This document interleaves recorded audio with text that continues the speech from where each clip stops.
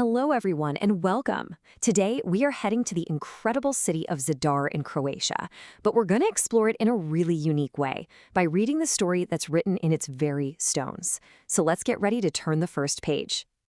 You know, this quote it nails it, doesn't it? In a place like Zadar, history isn't tucked away in a museum behind glass. No, it's right there under your feet. It's all around you. Every single crack in the pavement, every worn-out column has seen centuries of life unfold.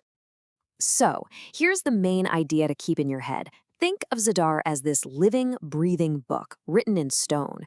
Each empire, each different era came along and added its own chapter, building right on top of, and sometimes literally with, the ruins of the last one. And together, we're going to flip through these pages. Okay, so here's a quick roadmap for our journey. We'll kick things off with the very first settlers, then move through the absolute grandeur of Rome, the fortress-like faith of the medieval period, the elegance of the Venetians, and we'll finish up with Zadar's incredible modern rebirth. All right, our first major chapter. This one begins when a seriously powerful empire rolled in and laid down the very foundations for the city we see today. It all starts with the Roman blueprint. And the contrast here is just wow, it's striking. See, before the Romans, you had the Illyrians. They built a simple, practical settlement called Eder, and they were smart. They picked the location for its defensive advantages. But when the Romans showed up, they didn't just move in. Oh no! They completely transformed the place with their classic grid plan, huge public spaces, and this grand vision for an organized, powerful city. And the absolute beating heart of that Roman vision was the Forum. This wasn't just some empty square, it was the city's social and political engine. This is where business deals were struck, gods were worshipped, and the entire life of the city played out. And the most amazing part? You can literally walk through its ruins today.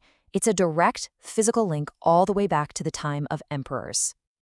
So as the Roman Empire starts to fade out, a whole new force begins to shape the city's stones: faith. This next era was all about building for God and for survival. Now, to really get this period, you have to understand that the Byzantine style. This architecture wasn't focused on delicate beauty. It was all about creating a feeling of awe, of spiritual power. Think solid, heavy, imposing structures that kind of make you feel small and draw your attention inward. And this building right here is the perfect example of that Byzantine ideal, the Church of St. Donatus. It's the symbol of Zadar for a reason. That unique circular shape feels ancient and powerful. But the most incredible detail, the part that just blows my mind, is that it was built using stones scavenged directly from the Roman Forum. It is literally a bridge between two different worlds. Following that Byzantine era, the Romanesque style started to take over, and it basically doubled down on the idea of strength. I mean, this was an age of constant threats, so even the churches were built like fortresses. Thick walls, small windows, totally secure. They were designed to protect your body as much as your soul. Let's move on to the next chapter, a long and really defining period where Zadar became a jewel for a powerful maritime republic. This is the era of Venetian influence. 400 years. Just let that number sink in for a second. For 4 centuries, Venice shaped Zadar's identity, its economy, and, you guessed it, its architecture. This wasn't just a brief visit, it was a complete and total transformation. The Venetians were basically playing 2 games at once: defense and beauty. On the one hand, they built some of the most advanced military fortifications of the entire era, designed to stand up to cannon fire. These incredible walls are so significant, they're now a UNESCO World Heritage Site. But then, on the other hand, inside those massive walls, the Renaissance was blooming. The whole focus shifted. Architecture suddenly became all about balance, elegance, and the human experience. Public squares were designed for people to gather and socialize, and palaces reflected this new appreciation for art and culture. But Zadar's story takes a dramatic and pretty devastating turn in the 20th century, and that leads to its most innovative chapter yet, a rebirth that beautifully blends the old with the brand new. This is probably the simplest, but also the most powerful statement in Zadar's entire history. The city that had survived for thousands of years was about to face its greatest test. The devastation was just immense. Allied bombing raids during World War II left huge parts of the historic center in absolute ruins. The city's stone book was violently torn apart.